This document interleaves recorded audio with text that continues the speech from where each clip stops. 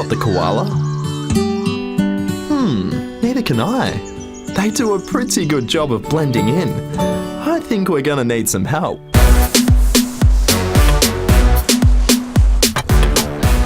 Dogs have a stronger sense than our eyes, and that's their sense of smell. Taz and Missy are certified detection dogs, and they help us find evidence of koalas out there in the bush by detecting their scats. Olivia and her detector dogs have an audience today, so the sniff challenge is on. She's dancing on her back leg. This group of young conservationists are observing and learning how to protect one of their favourite animals.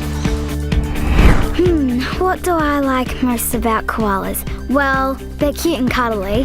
The thing I love about them is that they're so lazy and they can hang around in trees all day. They get to eat the whole entire day, which sounds really fun to me.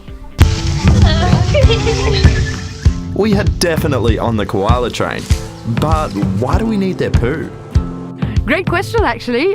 We look for their scats because that's basically a trail of evidence that the koalas leave behind them. So from the scats, we can work out the range and the habitat of the koalas. And we can also send those scats to labs and get like their unique DNA profile, or things like whether they've got diseases, what gender they have, how they're related with one another. It's sniff test time. Today, Taz and Missy are searching in this paddock purely for demonstration. It's pretty unlikely you would find koala scats here. Yes!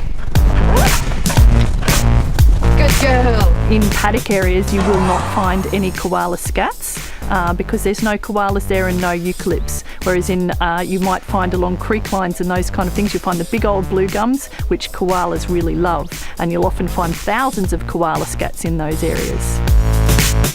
Usually, the more poo the merrier, but sometimes it's better not to find any at all.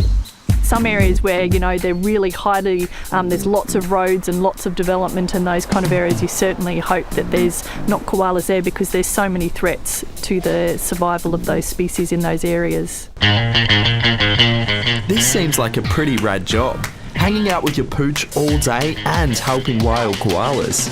There's a very strong bond between the designated handler or handlers and any kind of working dog. So for our two dogs, Alex and I are the owners and the handlers. When we're not working with them out in the field, they live with us at home.